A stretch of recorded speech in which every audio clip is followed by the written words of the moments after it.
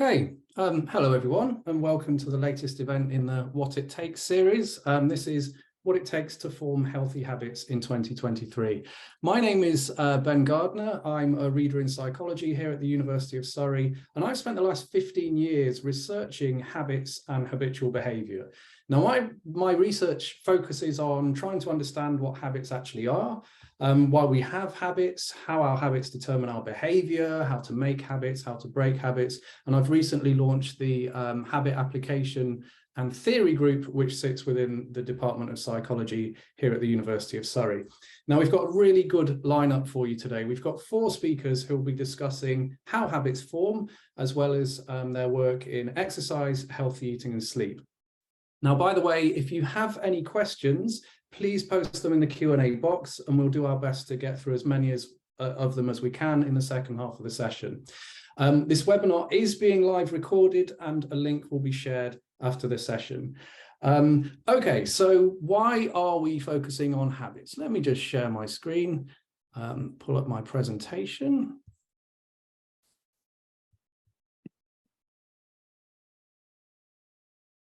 Okay, so hopefully most of you have noticed that it's January, and it's that time of year then when, you know, most of us will have decided to turn over a new leaf, become new people, become better versions of ourselves, and we've tried to do that by changing our behaviour. So we form New Year's resolutions, we try to make good new habits, we try to break bad habits. It's also near the end of January, so it's also that time of year where many of us have probably realised that we're not going to quite achieve our New Year's resolutions this year, and we're reflecting on what seems to have gone wrong and why it is that we've fallen back into doing the things that we were doing before we even started the whole New Year's resolution thing. But in all seriousness though, I mean, the reason we need to think about behavior change and getting people into good habits is that human behavior is really at the core of many of the major problems that we have within society and across the globe. Behavior change isn't just about trying to better ourselves as individuals. As a society, we need people to change their behavior over the long term, precisely because many of these global challenges that we're facing can be attributed to human behavior. So cast your mind back to January 2020, before the COVID pandemic. The other big problem we were seeing around the turn of the decade were the wildfires in Australia. Now, these are examples of, you know, the increasingly extreme weather that we see nowadays, which can be attributable to climate change. And climate change, of course, can be attributed ultimately in large part to human behaviors. You know, if people just turn down their thermostat, if people ate less meat, if people use their car less and were more active, this would offset some of the risks of climate change, some of the dangers. I mentioned the COVID pandemic. We all still remember that. And of course, one of the main messages that came about at the start of the pandemic was that people needed to change their behavior. We needed to cover our mouths when we coughed, when we sneezed. We needed to maintain distance from other people to stop the virus from spreading. So in other words, people were instructed or encouraged to change their behavior so as to halt the transmission of the coronavirus. Things like obesity, for example, public health problems. Obesity can be attributed in large part to energy imbalance, too much energy in, not enough energy out. In other words, eating a poor quality diet or eating too much and not doing enough physical activity. We can change this by making changes to our everyday behavior. So understanding how to change behavior is not just about understanding how to change your own life, but also understanding how we can make a fundamental difference to improving society. Okay, so the main problem that we've got within behavioral science today, though, is that while we're quite good at getting people to start changing their behavior, supporting people to start changing their behavior, we're actually still not that good at actually getting or encouraging people to stick at those behaviors. So, you know, that New Year's resolution that many of you may have had to, you know, go exercising first thing in the morning, go for a run at 6 o'clock in the morning, go for that jog. You might have been able to do it on the 1st of January. You might have stuck at it for a few days, but a few days later, it probably looked a little bit more like this for you. The alarm went off and you just thought, actually, no, it's a bit cold. I don't really fancy doing it. So there is a real problem here. And we need to distinguish between the factors that are involved in initiating behavior change and in maintaining behavior change. And that challenge is really nicely illustrated by this particular graph. I can't even recall which study this is from. This is from a study from years ago. And I'm not showing you this just to illustrate this particular study, but this is illustrative of a broader problem that we have in terms of understanding and changing people's behavior. And what we have here is a graph that shows us people's weight change following signing up to a behavior change intervention. Now, LCD refers to a low-calorie diet, BT refers to behavioral therapy, and VLCD refers to a very low-calorie diet. So these are people who needed to lose weight. They signed up to go on these diets. So in other words, they signed up to change their behavior, to change their dietary consumption, and to receive some kind of behavioral therapy that would sustain those changes over time.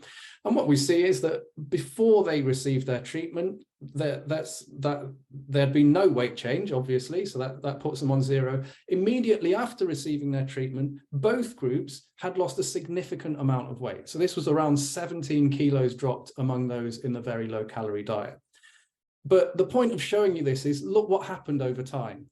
1 year later, they'd still lost weight overall, but some of that weight had crept back on. 3 years later, yes, overall weight loss, but it had crept back on. 5 years later, actually their weight was back up to a level, well, actually it had surpassed the level that they were at in the first place. So this shows us that to the extent that weight loss is about behavior change, we can encourage people to initiate behavior change, but we're not so good at encouraging them to maintain it. So this is where the concept of habit is useful. Habitual behaviors are behaviors that by definition last over time. And if we can understand how to promote good habits, then we'll understand how to ensure people can change their behavior and sustain those behaviors, those behavior changes over time. So with that, I'm going to pass on to our first speaker, who is Dr. Phillippa Lally. She recently joined Surrey as a senior lecturer in psychology, and she's going to be talking about how habit forms. Over to you, Pippa. Okay, so I'm going to share my screen, hopefully. Can you all see that? Yes. Yes. Oh, except for it's not now letting me see. Sorry, everybody, it's not letting me see what I want to see for some reason. Don't know why. There we go. That's fine. It's now letting me see what I want to see. Okay. Yeah, so I'm going to talk about habit formation. I'm afraid I'm not going to have time to talk about breaking habits. So if you have questions on that, we're going to have to cover that in the question and answer section. But the term habit is often used to refer simply to things that we do frequently. And that's fine. We understand it in that way. And you know, here's some examples. So reading habits, driving habits, eating habits, all used in various articles. But habit researchers mean something a bit more specific when we talk about habits. And so habitual behaviours to a habit researcher are behaviours that we perform automatically, and we perform them automatically by virtue of the fact that we have previously repeated them in the same setting. And that has then formed an association in our brains between a setting and a behaviour. So that then when we encounter that setting again, we experience an impulse to do that behaviour, and unless something stops us, gets in the way, we will just do that, often without even thinking about it. So there are times when I have to go back and check whether I locked the door, because I locked the door automatically, because that's what I always do. But it was so out of my awareness, I don't even know whether I did it or not. And I often like to think of it as we're creating paths through our brain. So when I'm walking, if I regularly walked this route, I wouldn't even see that there's potentially a path on the left I could take, because the one on the right is the one that I always take, and I just continue walking in that direction. And the important thing about this is that the habit process operates equally for things that I might consider a good habit, so something I want to have, but also for the bad habits that are the things that I wish that I didn't do. And that's why they can be so kind of dominant. So Professor Wendy Wood, who's written this great book, so if you want to read more about habits, I'd recommend it, did one of the very first studies about habits. And it was a very simple study where she just asked people every hour to tell her what they were doing and what they were thinking about.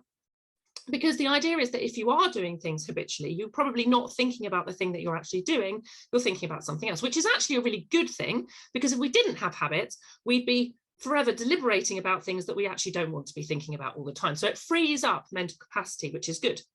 But the interesting thing is that what they found in the study was about 40% of what people were doing seemed to potentially be these kinds of behaviors. So habits are very dominant in our lives.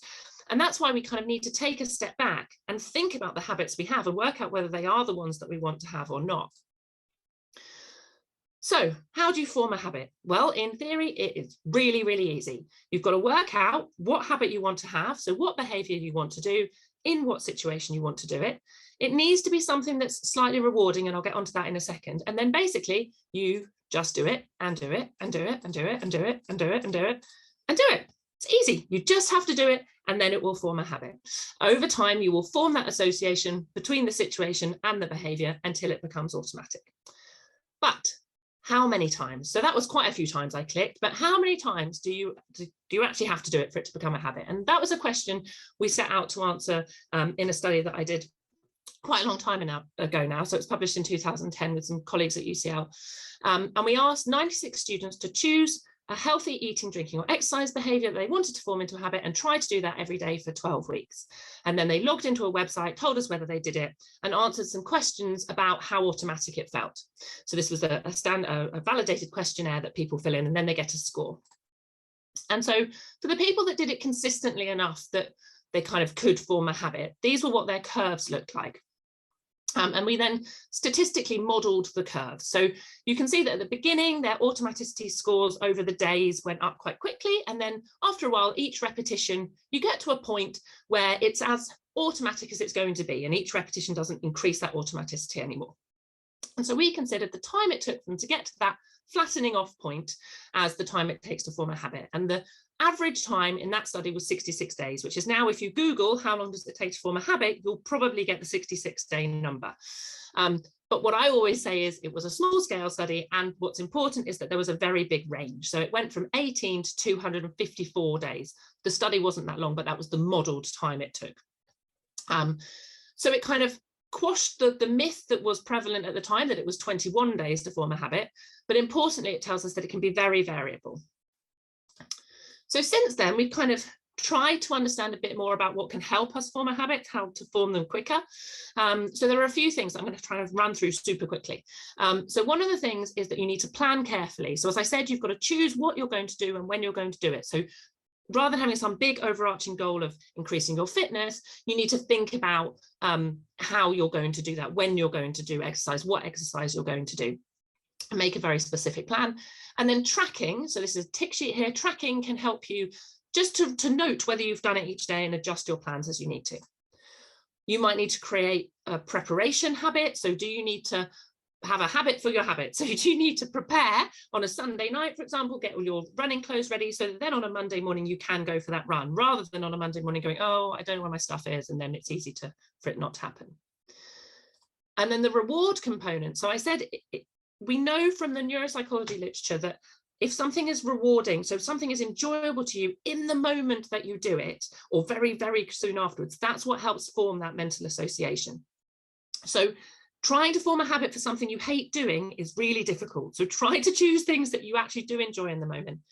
If you want to form a habit for something you don't find inherently enjoyable in the moment, can you pair it with something that you do find enjoyable? So for me, when I go running, I pair that with listening to an audiobook that I enjoy. So even if I don't really feel like the run, I'm not looking forward to it because the running part, I am looking forward to it because I want to know what's going to happen in that story.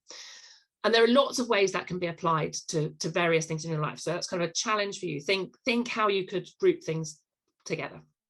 And that's all I have time for today. So you can ask me questions about that later if you want to. Thank you very much. And on that note, do remember, if you do have any questions, you can post them in the Q&A box. Okay, so without further ado, I'd like to hand over to Dr. Ralph Manders.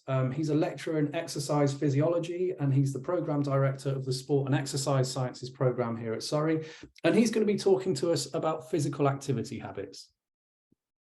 So good afternoon, everybody. Thank you, Ben, for inviting me.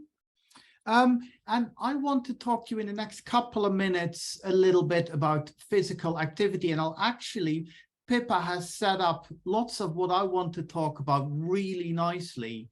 And one of the first things I want to make a distinguishing between is physical activity and exercise, because as Ben said, there's New Year's resolutions and people go, I want to become fitter, or I want to be more physically active. And a lot of people say that, but they don't really know what that means or how to approach that. And I think having a bit of an understanding of what goals you want to achieve will be really useful with that as well. And with that, that also comes into the difference between physical activity, so the activities we do in a day-to-day life, compared to exercise. And when we as exercise physiologists talk about exercise, that's structured, planned exercise. That's what Phillippa said, going on a run. That's a planned exercise where you go, I want to run this far in this amount of time. But for a lot of people, when they want to create healthier habits, it's actually more related to their physical activity. And with that, you then need to see what is actually feasible and how can I achieve that within my daily life? Because you can say, oh, I want to go up 20 flights of stairs every day, but your office is on the ground floor. That makes it a lot harder to set up that target. If your office is on the 4th floor, and then that's a lot easier. But that could also be, if you say, I want to become more physically active and you work on the 4th floor, that's a simple win where you go, I won't take the elevator anymore. And every time I need to go down or see anybody else within where I work, take the stairs. So this is why you then can start doing these little things to actually improve your step count or your daily physical activity. Other classics we use if we try to stimulate people to be more physically active is if you take the bus to work, get off the bus one stop before you actually reach your point of destination, because then you walk a little bit further than you need to. Or when we go shopping, where do we always park our car? As closest to the entrance as possible. If you want to get more physically active, actually park a little bit further away. And those are these really simple wins you can do if you say, oh, I just want to move a little bit more. Similarly, because we're working mostly seated, it's so easy for us to just stay seated behind our desk for a long time. Another easy win for that, to get a little bit more steps in, is lots of people have water bottles. Don't necessarily use a water bottle, but just use a mug, because the volume is a lot smaller. So once you've finished your mug, you have to get up and get some more water. So these are all very simple things where we can think about to be more physically active. So if we then start looking at exercise, because a lot of people, again, January set themselves goals. I want to be able to run a marathon this year. And goal setting probably is one of the most important things when you want to increase your exercise level, because if you set yourself a goal, that gives you a little bit more incentive to actually do that, because there is an endpoint. A lot of people sign up to do a marathon or a bike ride and they have to pay a bit of money, and that gives you that incentive and that stimulus.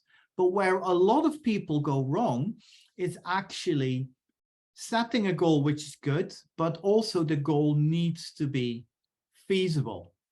If, for example, you are not a runner, you haven't run before, to then set yourself a goal of running a marathon is absolutely feasible if you say, I want to be able to run a marathon at the end of the year, because then you have plenty of time to build it up. If in January you say, well, the last time I ran was 5 years ago for the bus, but in March I want to be able to run a marathon, then it's probably not very feasible. So when you then start training and you get all your kit ready, as Pippa said, you get some flashy trainers and you start running and you have these training plans, you then will have to push yourself so hard that it's no longer fun. And that's one of the main issues where people go kind of off the rails with their new habit formations because they don't enjoy what they do.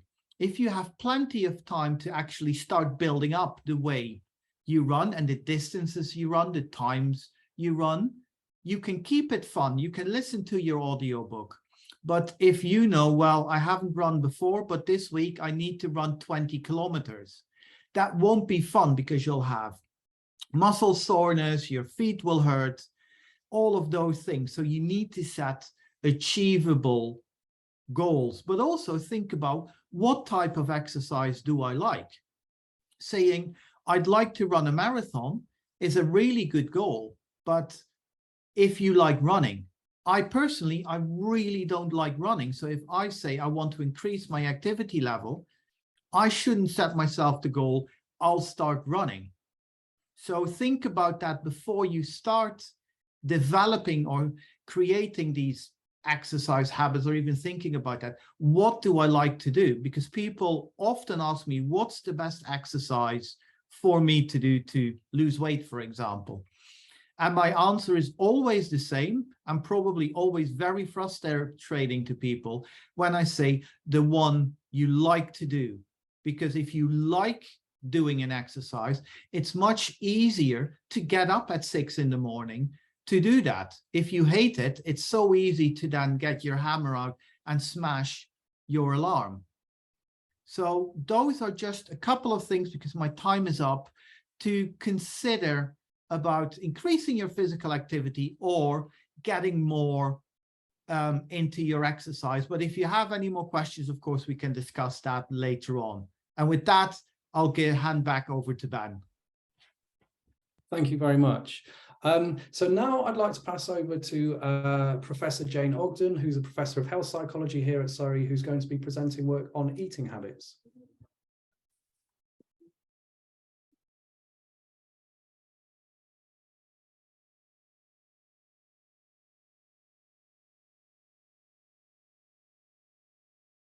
Okay, my computer's whirring. There we go. Is that right, Ben? Can you see me? Yeah, perfect. You can see my slide and everything. Okay. It says it's giving me some warning, low system thing. But anyway, okay, thank you very much. Yes, so I'm Jane Ogden. I've done lots of work on eating behaviour over the years. So I'm going to be talking about how to build habits, but about eating well. So, and my kind of 3 points really are that we're living in a very changing world at the moment as far as food's concerned. It's incredibly hard to change our eating behaviour and to lose weight if we want to, or to eat well in that world. But there are some things that you can do as a solution to that world to make it a bit easier, so that you can build healthy eating habits and to eat well. So the world that we live in is obviously completely changing. So we are surrounded by food at every possible corner, and quite often it's not healthy food. So we're bombarded by food when we're at work, or when we're out in the cinema, or when we're driving down the street. But food is just everywhere. We have fast food, which is given to us on shelves, and we have fizzy drinks in our supermarkets, which are shelved in a way that makes us want to go and buy them. We have sedentary lifestyles, so we just sit a lot more, as we're probably all doing now, but we just sit a lot more than we ever used to do. And bizarrely, on top of all of that, we sit and we watch other people on our television preparing food for us in super complicated ways, and we're told that food should always be delicious and amazing and wonderful and complicated. So it's a very hard world to navigate. And then on top of that, we have increasing anxieties surrounding food, which make it even more complicated. And that's to do with body shape and body weight, and the way we feel about ourselves. So we weigh our children because we're worried that they're going to get too fat. We have whole body image issues around having to look kind of beach body perfect. This is a fabulous campaign that was run on the Tube a few years ago. This is an advertisement about being beach body ready, and people went around graffitiizing it to say, I'm not going to do that. So we worry about not looking right. We also worry that our children are going to be too thin. So on one level, they're going to be too fat, so we weigh them when they get to school. But when they're born, we worry that they're going to be too thin, so we weigh them at the health visitors. And then also there's whole issues around eating disorders, and that we worry again that our children or the people in our lives are going to be too thin and they're going to have problems with food. So it's very, very hard managing the food that we eat, because food is everywhere and food has very complicated meanings for us.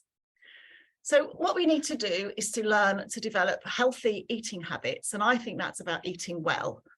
It's about what we eat, so the content of our food, but it's also about when we eat, where we eat, how we eat, and why we eat. And ultimately, my feeling is that food has got out of its box. So it's become part of every single bit of our lives. It's become part of going to the cinema, part of watching the telly, part of having a cup of tea, part of chatting to our friends, part of managing our emotions, part of feeling bored, feeling fed up. It's kind of got everywhere. And if we can put it back into its box, then it will make it much easier for us to manage the kinds of foods and the amount of food that we eat. So eating well is first what to eat. And we all know this really, but there's a healthy eating guide which will tell you the kind of proportions of the different foods that you should eat. My take on this, pretty straightforward really, is that brown and green are pretty good. Every meal should have a fruit and veg. We should cook more and we should reheat less. And that's basically it. So that's what eating well is about in terms of the foods that we put into our bodies.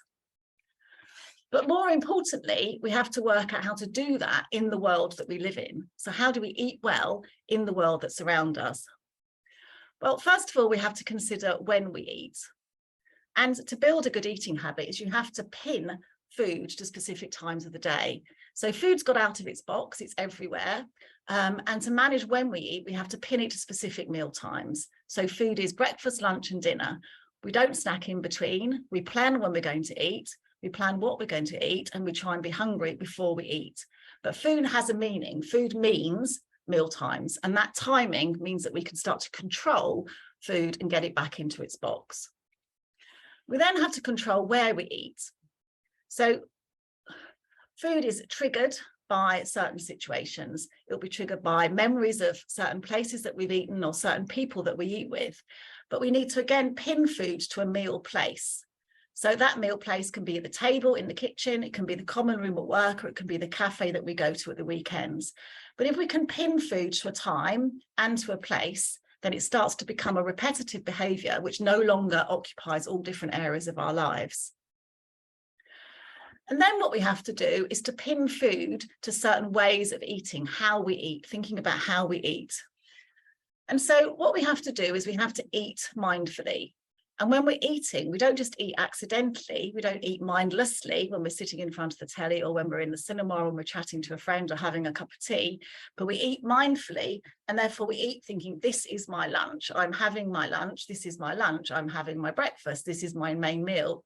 If you focus on the food, if you think about the food, if you tell yourself that you're having food, then you are much more likely to remember that you have eaten. It's much more likely to fill you up because you've been thinking about whilst you're doing it. And therefore, you're much less likely to eat in between then and the next time you have your meal. So you're planning when to eat, where to eat, and then also how to eat. And then also what you need to do is you need to pin eating to the motivations behind why you're eating. Now, food has become so complicated that we no longer eat just because we're hungry. We eat for emotional regulation. So we eat when we're bored, when we're in need of comfort, when we're upset, when we're looking for a treat. And we also eat because we're feeling guilty. And then food makes us feel guilty, and therefore we eat more. We eat because of social interaction. So we eat because it's a celebration, because it's birthday, because it's a religious festival, because it's a Sunday lunch. We eat because of family get-togethers. We eat because of religion, or we eat to show each other that we love each other, or we eat because of culture. So food has become hugely part of the way they interact with each other. And then also food has taken on a sense of identity. It's about communication, about who we are. Who am I? How will you see me? I'm the kind of person who eats a lot. I like cooking. I prepare food. I love food. Food's important to me. Food's not important to me. I'm a picky eater. So food is a way of having a language of communication between us about who we are. So if we want to create a healthy eating habit and to eat well, what we need to do is to get back to some notion of being hungry. So rather than eating for all those other reasons, we need to eat because it's that time of day, because we're at that place, and then because we're starting to feel hungry. So if we plan meals and we know when that meal is going to be, because it's called breakfast, lunch or dinner, then we know when it will happen, and we know where it will be. And if we plan what it will be, then we can wait. If we wait, then we can experience a feeling called hunger, and then we eat. And then that feeling of hunger goes, and that's a very satisfying moment because we've treated the problem of hunger with food, which is your reinforcement process. And then you learn, actually, food helps me to manage that feeling of hunger. And then the more tricky bit, which I can say very glibly, is that you need to find substitutes for all those other roles. So some other way of managing your emotions. How do you do that without using food? But if we change why we eat, then we can start to develop healthy eating habits. So what we want to do is to develop the timing of what we eat, when we eat, what we eat, where we eat, how we eat, and then why we eat. And eventually that will go back to being just food. So food can become part of our lives, but not spilling out into every other area of our life. And most importantly, really, because food can go so wrong for so many people, you need to build a good relationship with food where food is not problematic. And at the end of the day, you don't want to do harm. So you don't want to control your eating behavior in a way that actually has a kind of rebound effect or a backlash effect where you then start preoccupying with food, thinking about food all of the time. If you pin it to places and times and emotions and feelings and a feeling of hunger, then you're less likely to do harm with food because it can get put back into its box. And at the end of the day, it can be what it is. It is just food. And then that way you can carry on eating in a way that's just about just having food in your life. Thank you. And I will hand you back to Ben. Thank you very much. Now, our final speaker is Louise Berger, who is a Surrey alumnus. She graduated in 2003 with a BSc in Psychology. She's a qualified occupational therapist and she specialised in sleep medicine for over a decade. She's an expert in the field of insomnia and she leads the highly successful insomnia service at the Royal Surrey Hospital, which has received considerable acclaim from patients and healthcare professions. So Louise has a passion for kind of improving lives through better sleep and also works as an independent sleep coach, providing sleep support to individuals and training to healthcare professionals. So over to you, Louise. Thank you. Can you hear me? I'll take that as a yes, as I haven't heard anything else. Okay, so sleep is essential, but it is not always easy. And the media would have us believe that we all need to do the same thing to sleep better, which is not the case at all. So I'd like you to start by considering which of these three types of sleeper you are. Are you a good sleeper, somebody who respects sleep, sleeps well, and sleeps enough to feel well during the day? Or maybe you're a troubled sleeper, as in you give yourself enough opportunity to sleep, but you struggle to sleep well, perhaps taking a long time to fall asleep or lying awake in the night. Or maybe you do kicking. Maybe you snore a lot and wake choking or gasping and feeling like you can't breathe. Or maybe you on the sick feeling worse than you did when you went to bed. Finally, maybe you are an avoidant sleeper. This is someone who doesn't spend enough time in bed to get the sleep they need. So only sleep once everything else they need to or want to do is done. And depending on the difficulty you have, of course, affects the strategy you need to improve your sleep. So I'm just going to go through each of these three categories with a couple of recommendations for each one. If you're a good sleeper, as in you think that you sleep well, brilliant, well done, that's really good. And the priority for you is probably going to be maintaining this pattern. To start with, do your best not to stress about sleep. If you feel like you're sleeping well and you're feeling well during the day, you're probably getting enough sleep for you, even if it isn't the 8 hours that we hear in the media everybody should be getting, which of course is not the case. Also, know that sleep is variable, and it's very normal, even for good sleepers, to have a few nights or even a few bad weeks, a few nights that are bad for over a couple of weeks as a result of stress. So in this situation, to get your sleep back on track, the best thing you can do is actually nothing. And by that, what I mean is, if you keep going with your usual daytime activities, keep going with your normal sleep routine, avoiding compensating for lost sleep through lie-ins or long naps, and you don't panic, then your body will want to get you back to your baseline of good sleep. So if you carry on as usual, your sleep's very likely to quickly return to normal. If you are a troubled sleeper, well, many people struggle with their sleep for months or years, and often feel that their cries for help to doctors and other healthcare professionals go ignored, which is really, really awful.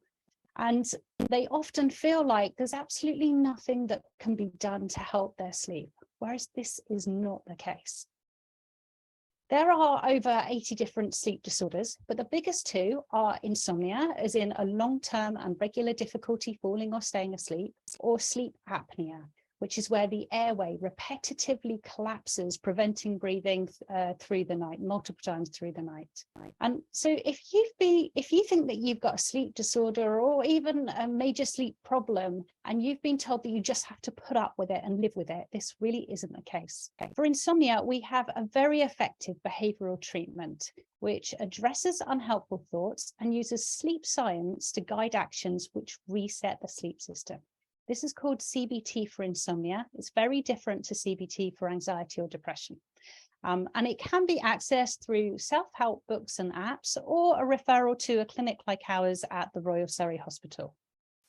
For sleep apnea, where a person's likely to be snoring loudly, waking, choking, pausing breathing in the night, and feeling very sleepy during the day, you need to get assessed at a sleep clinic too. This is a really serious condition, but it can be very easily treated, and it completely transforms people's quality of life. So maybe you fall into the category of an avoidant sleeper.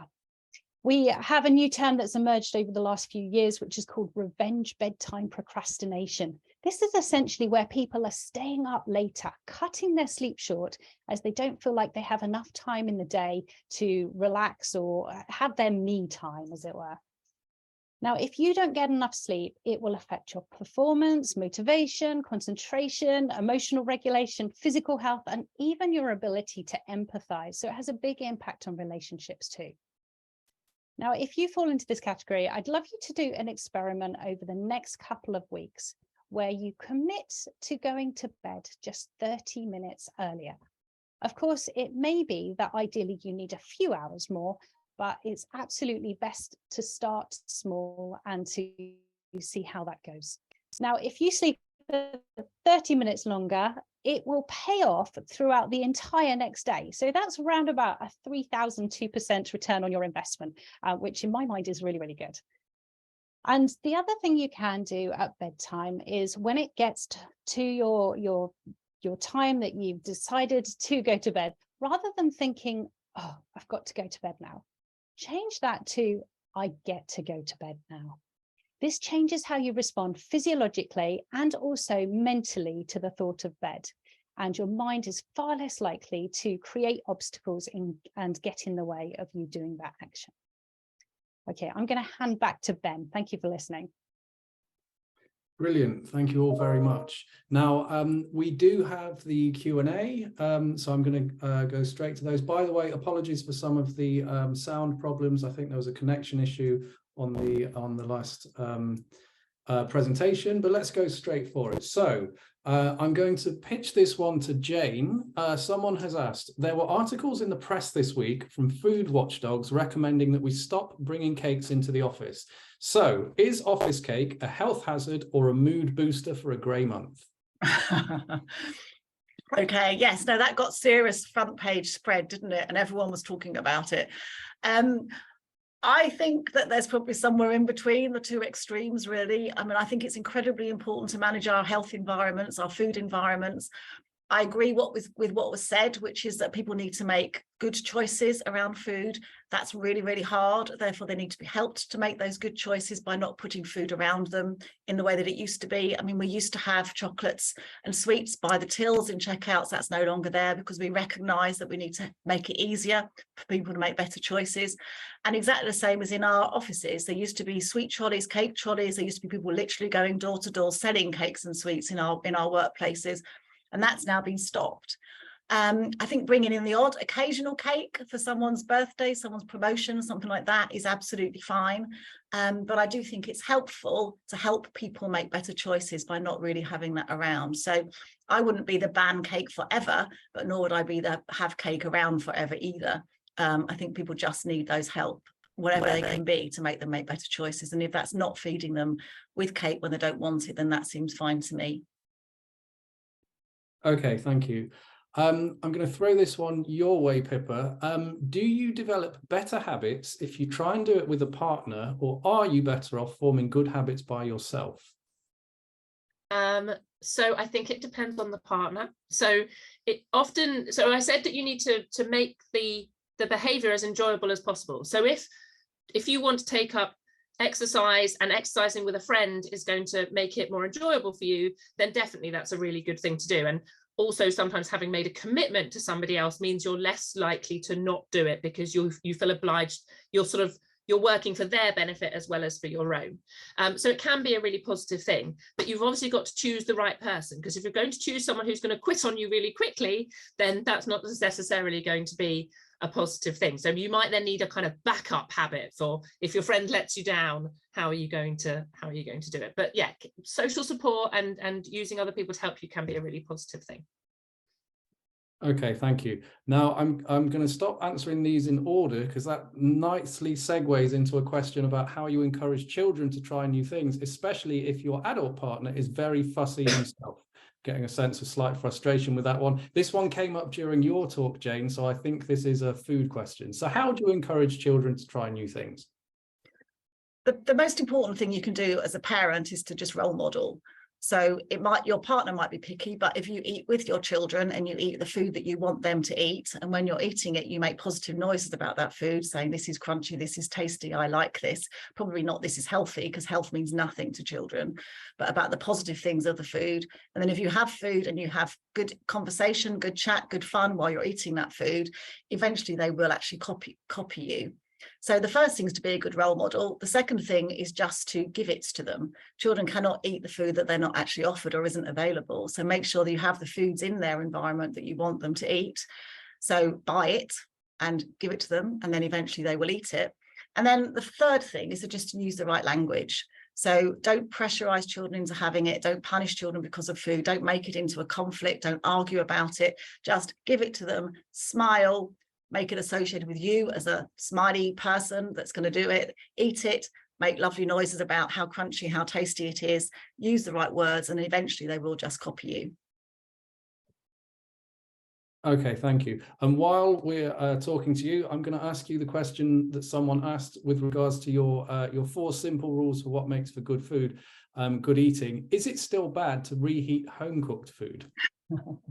No. I think that's absolutely fine. I mean, my reheating thing was more about stabbing packets that have come from the shop. So I would just say cook more. If you cooked yesterday and you're reheating it, that's fine. But the rule is to just try and cook from basics a bit more. I suppose my feeling is that food can just be simple. So because of all the chef programs that we have, food's become really complicated, and we're all supposed to cook these incredibly tasty, delicious, elaborate meals, which has put people off actually cooking. And so they go away and they buy takeaways, or they buy things that you can stab, which look like they're better. So I would say rather than doing any of that, just cook very basic meals from scratch if you can, when you can, and do that. But no, reheat it the following day. Absolutely, that's fine. Okay, thank you. Now, this is for anyone. What about alcohol? Many people in the UK have developed the socially accepted part of our lives habit of drinking lots of alcohol daily. I'm going to open this out a little more by saying, is there any research on habits and alcohol consumption? Anyone?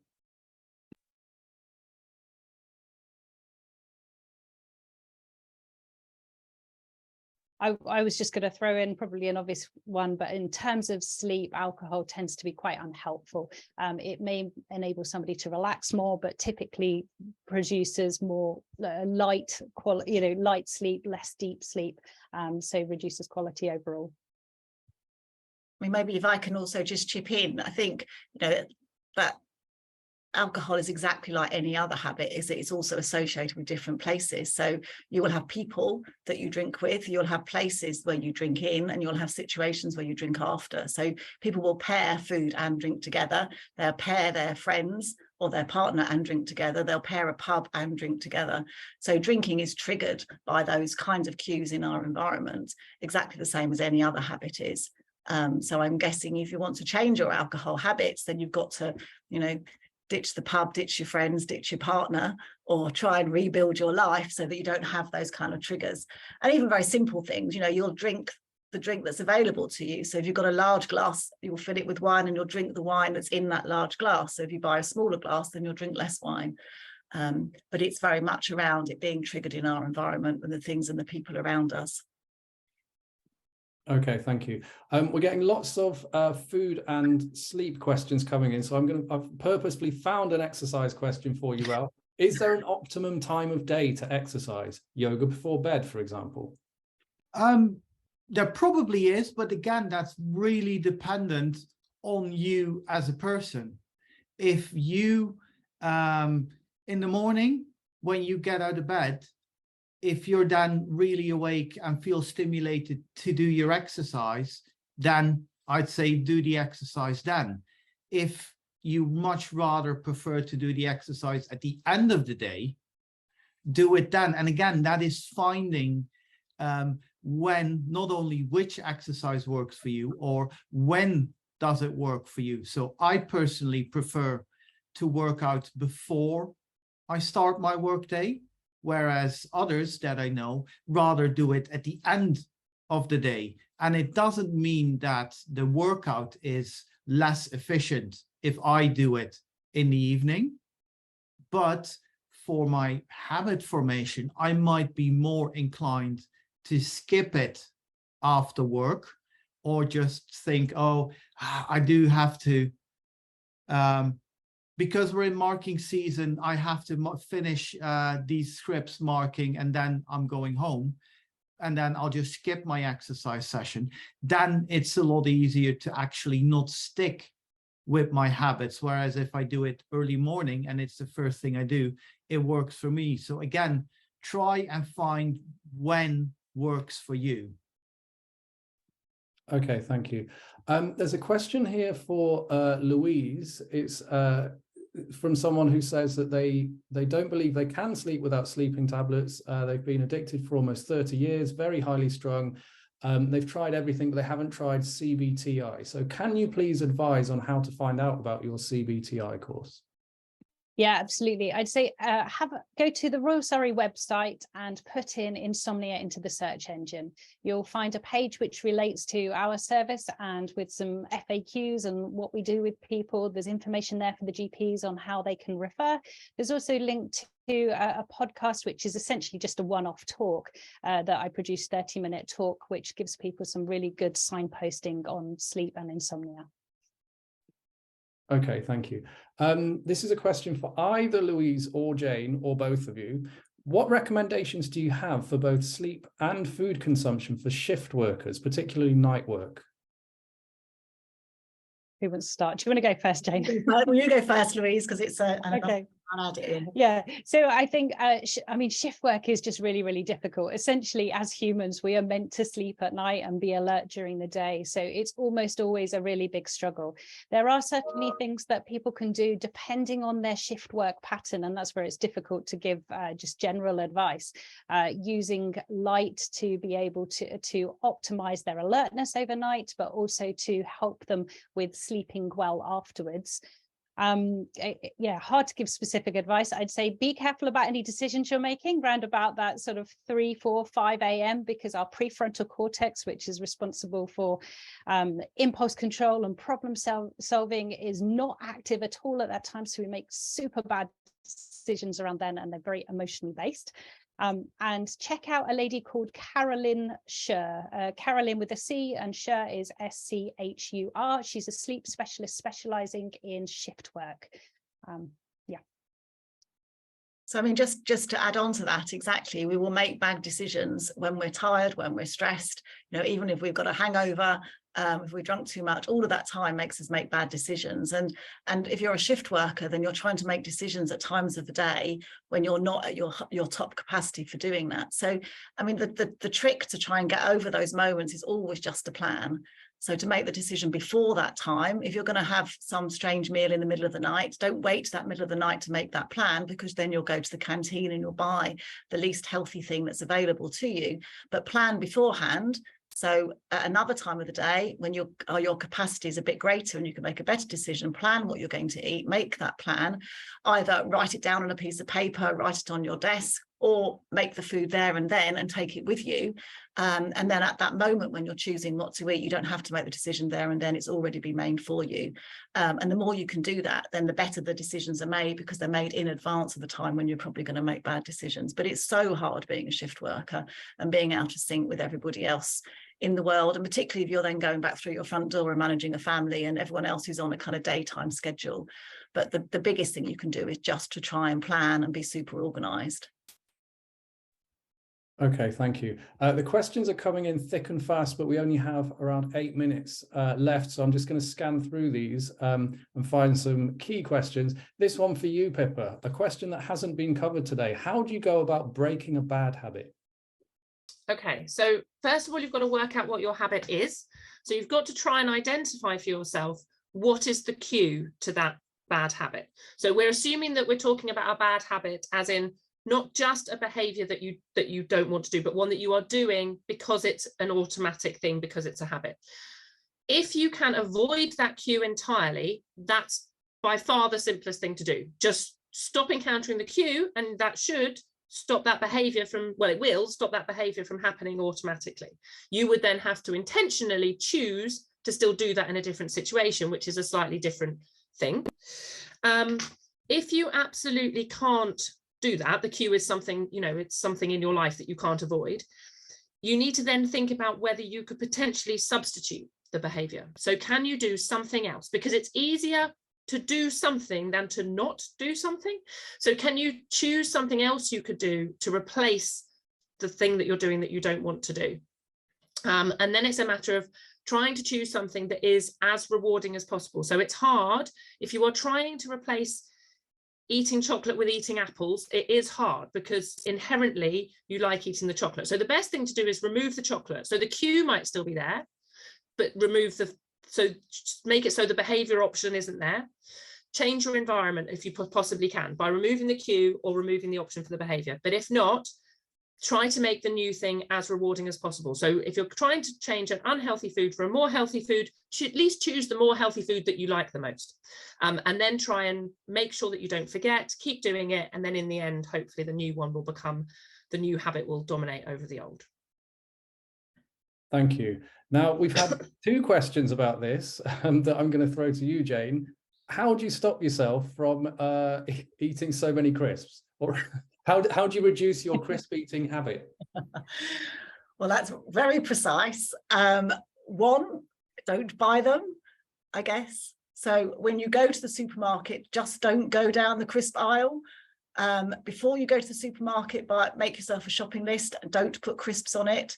Don't go down the aisle. If you have to buy crisps, buy the smaller packet rather than the bigger packet, because no one's ever left a crisp packet half empty and said, I'm now full. They will always eat the number of crisps that are available to them. And then identify when you're eating crisps, what they are being triggered by. Are they being triggered by drinks in the pub? Are they being triggered by the fact that it's your lunch when you're having your sandwich? Are they being triggered by the person that you're eating them with? Maybe you're eating them with your children, or you're eating them in front of the telly. Identify the triggers to them and then try and find, like Pippa said, something else to do in that moment. So don't have crisps, have grapes perhaps, or have healthier crisps. There are crisps out there now which aren't really crisps, they're popped bits and pieces which are much lower fat and much lower calories. So find some kind of substitute for it. Find a different kind of way of avoiding that cue, whatever that is, and then just try and find a substitute for it. And like Pippa said, find the thing that you like, maybe not as much as crisps, but enough to get you into the habit of then eating them. But the biggest thing is to just really not buy them. However you can do that, don't buy them, don't bring them into your house, don't put them in your work bag, don't have them on your desk, just don't have them. And then over time you will go off them. And that all sounds a bit glib, but it is probably helpful. Okay, thank you. I've got two questions that are fairly similar in kind of conceptually.